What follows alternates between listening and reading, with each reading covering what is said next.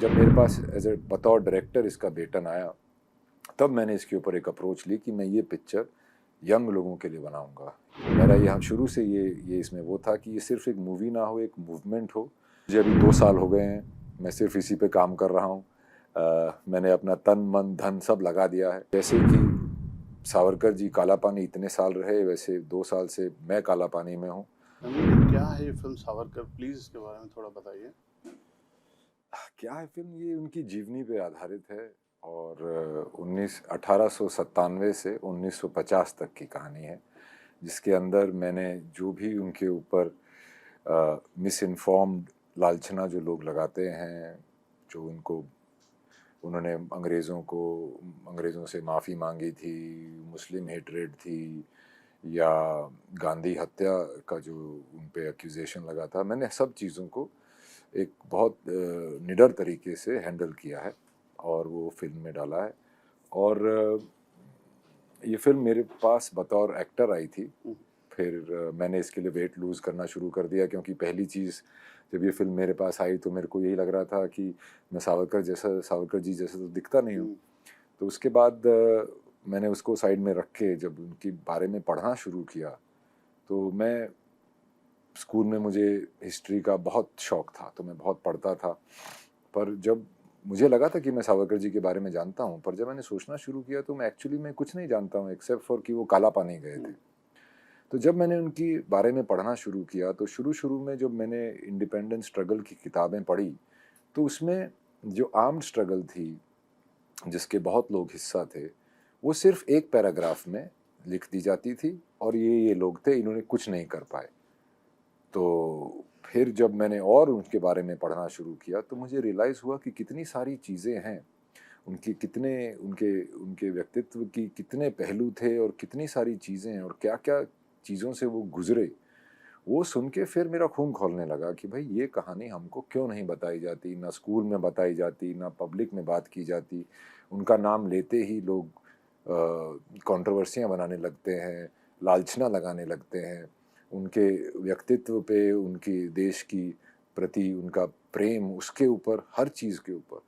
तब मुझे बहुत गुस्सा आया और फिर मैंने ठान ली कि मैं इसको करूँगा। हालाँकि बहुत शुभचिंतकों ने कहा था कि आप तो कलाकार हो, एक अच्छे कलाकार हो, इससे आप एक पॉलिटिकल पार्टी के साथ जोड़ दिए जाओगे, एक पॉलिटिकल आइडियोलॉजी के साथ जोड़ दिए जाओगे। तब मैंने कहा था कि अगर मैं नेहरू जी पे फ़िल्म कर रहा होता, तो क्या आप यही बात बोलते मुझे? बिल्कुल नहीं बोलते। तो फिर मैंने इसको किया, फिर कोई स्क्रिप्ट नहीं थी, मैंने वेट लूज़ कर दिया था, तो मैंने बोला कि मैं लिखने की कोशिश करता हूँ।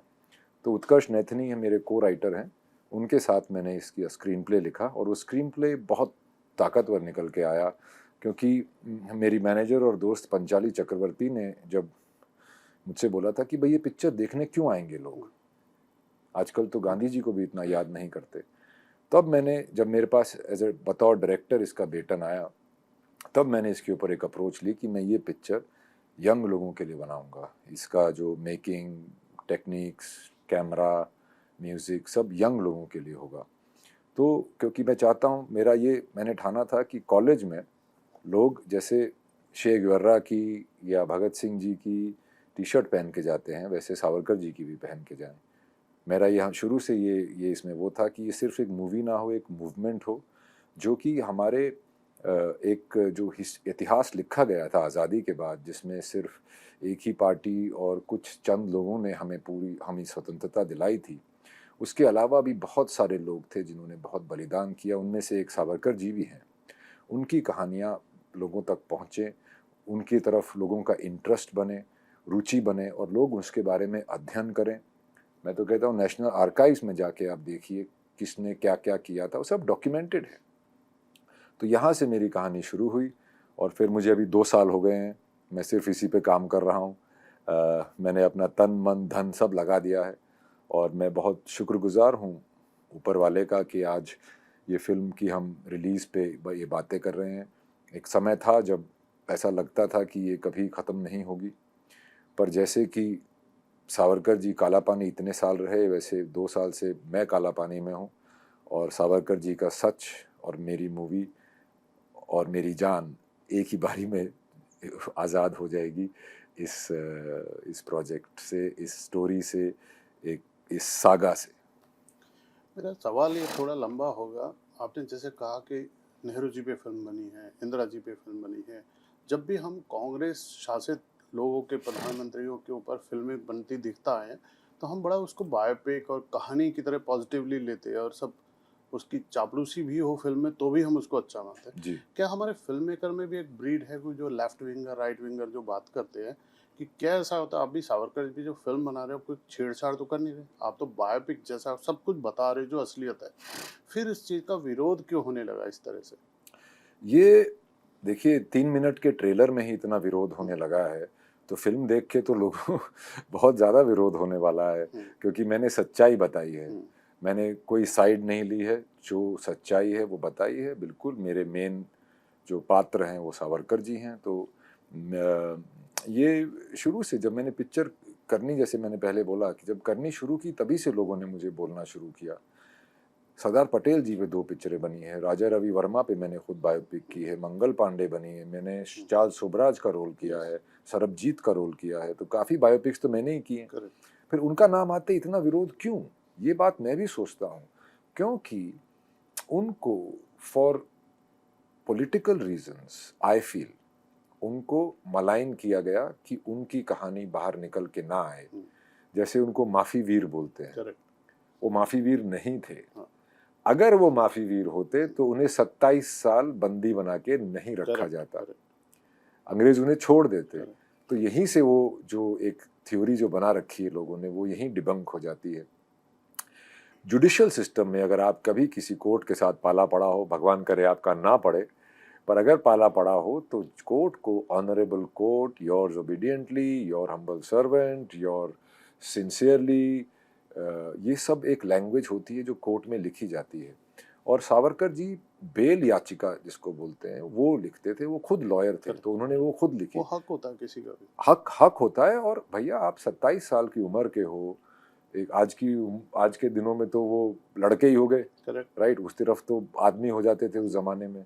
और आपको 50 साल अगर जेल में 11/7 की जेल में डाल दिया जाए और आप वहाँ पे जाके क्या आप रिजॉर्ट की तरह रहने लग जाएंगे?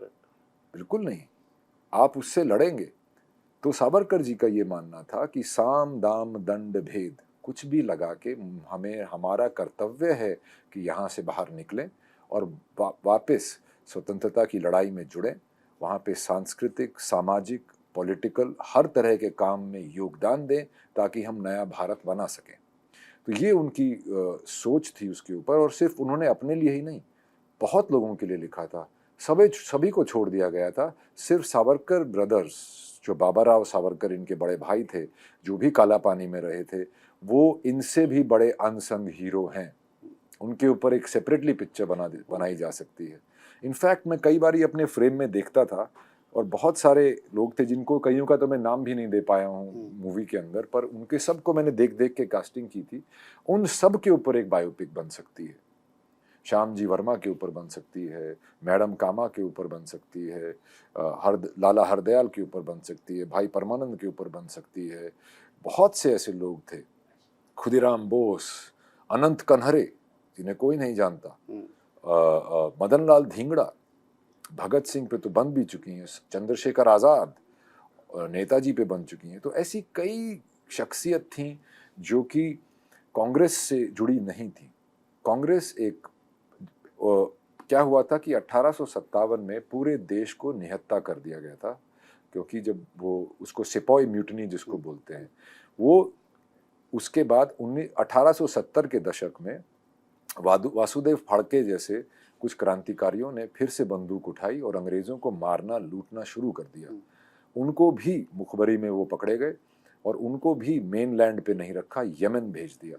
उनको फांसी नहीं लगाई, नहीं तो वो मार्टर बन जाते। उसके बाद उनको यमन में 3 साल के बाद चुपके से फांसी दे दी। फिर वो बढ़ता रहा, फिर तिलक जी पॉलिटिक्स में आए, रंगारी करके एक पूना के थे जो भी बहुत पार्टिसिपेट करते थे, उन्होंने गणेश उत्सव शुरू किया जो कि विसर्जन जो कि तिलक जी पूरे देश में लेके गए, जिसमें वो पहले भगवान के नाम लेते थे और फिर बीच में क्रांति का मैसेज देते थे। तो वो सब चीज़ें हुई। फिर 1897 में चाफेकर बंधु ने बंदूक उठाई, WC रैंड और लिeutenant आयस्ट को उन्होंने मारा क्योंकि उनका अत्याचार बहुत बढ़ गया था। तो वहाँ से प्रेरित हुए थे विनायक सावरकर, और उन्होंने 1907 के करीब एक किताब लिखी थी कि जिसको सिपॉय म्यूटिनी से पूरा 1857 भारत का पहला स्वतंत्रता संग्राम, वो किताब बहुत वायरल हुई, जैसे आज की भाषा में बोलेंगे बहुत वायरल हुई। और पहले उन्होंने उसको लिखा था एक हिंदुस्तानी क्रांतिकारी के नाम से लिखा था। वो पहली बुक थी जो छपने से पहले बैन हो गई थी, फिर वो कोपनहेगन में जाके छपी थी। उन्होंने गुरमुखी सीखी और हिस्ट्री ऑफ सिक्स लिखी। वो हमेशा अपने पास कृपान रखते थे। तो वो बहुत ही अलग सोच के प्रोग्रेसिव इंटेलेक्चुअल राइटर भी थे, कवि भी थे, एक इंडिपेंडेंट सोच के एक आइडियोलॉग भी थे। तो वो 1900 का जो पहला दशक था उसके अंदर बहुत सारी सीक्रेट सोसाइटीज़ बन गई थी। सावरकर जी ने मित्र मेला शुरू किया, फिर अभिनव भारत बनाई जो कि जिसमें 5-5 सदस्य होते थे, वो एक दूसरी ऑर्गेनाइजेशन के बारे में नहीं जानते थे। फिर पंजाब,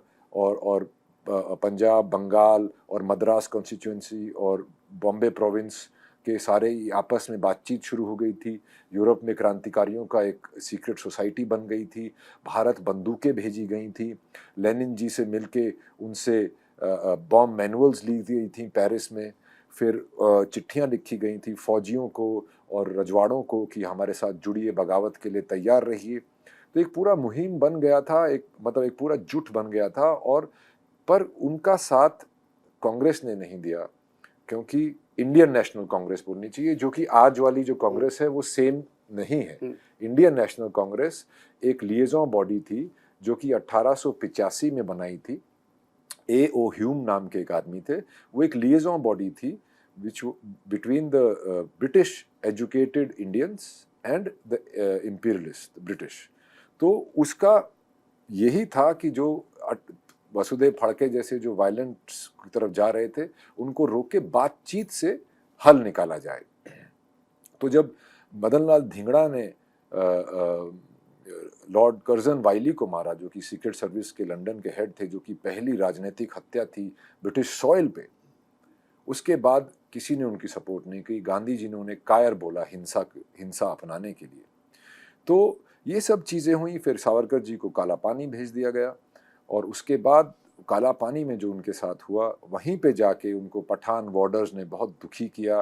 वो एक रोटी पे एक कोल्हू की मेहनत से माफ़ करने के लिए लोगों को आयत पढ़ा के उनको वो ला इलाहा इल्लल्लाह उनको करके उनको रोटी दे देते थे और धर्म चेंज कर देते थे। ये सावरकर जी ने देखा वहाँ पे। यहाँ से सावरकर जी की थोड़ी सी मेंटालिटी चेंज होने लगी हिंदू मुस्लिम को लेके। और उसके बाद जब 1920 में कैलिफेट मूवमेंट हुआ, जो कि ऑटोमान एम्पायर के कैलिफ को टर्की में उनकी पावर कम कर दी थी जब वो फर्स्ट वर्ल्ड वॉर में ब्रिटिश से हार गए थे। तो कहीं के भी मुस्लिम कंट्रीज़ ने उसका विरोध नहीं किया। राय बरेली के दो थे, अली ब्रदर्स थे, जिन्होंने कैलिफेट मूवमेंट शुरू की। और गांधी जी, क्योंकि मुस्लिम लीडर्स काफ़ी मुस्लिम लीडर्स कांग्रेस ज्वाइन नहीं कर रहे थे, क्योंकि कांग्रेस को डेमोक्रेसी चाहिए थी और वो अल्पसंख्यक थे। तो वो सोच रहे थे कि डेमोक्रेसी हमें नहीं चाहिए। अंग्रेज जब गए थे तो सल्तनत थी, जब जाएंगे तो सल्तनत होगी। तो ऐसे लोग भी थे। तो उनको कांग्रेस में मिलाने के लिए गांधी जी खिलाफत मूवमेंट के प्रेसिडेंट बन गए। वहाँ से एक सिलसिला देश मेरे ख्याल से वहीं बट गया था, और सावरकर जी उस वक्त काला पानी में थे। वहाँ से एक मूवमेंट शुरू हुई जहाँ पे धर्म के नाम पे अलग इलेक्टोरेट देने लगे, परसेंटेज से ज़्यादा गवर्नमेंट प्रोविजनल गवर्नमेंट में सीट देने लगे।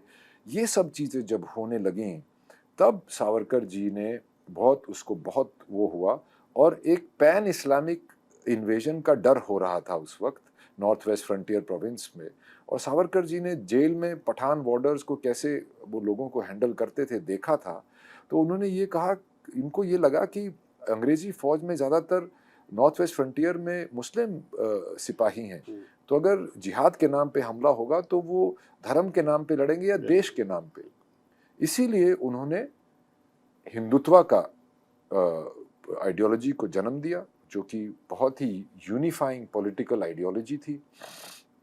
उनका ये था कि सिंधु नदी से सागर तक इस विशाल भारत देश में जो भी रहता है वो हिंदू है, चाहे वो किसी भी धर्म, जात या समाज का क्यों ना हो। तो ये बात बहुत आगे की बात हो गई थी, क्योंकि उस वक्त देश की आइडेंटिटी नहीं थी, देश अलग अलग राज्यों में, रजवाड़ों में बटा हुआ था। तो ये लोगों को बहुत समय लगा समझने में, और फिर उन्होंने इसको डिस्क्राइब करने की कोशिश की कि बोलते ठीक है, अगर आपको हिंदुत्व समझ में नहीं आ रहा है तो मैं आपको पहले ये बताता हूँ कि हिंदू कौन है।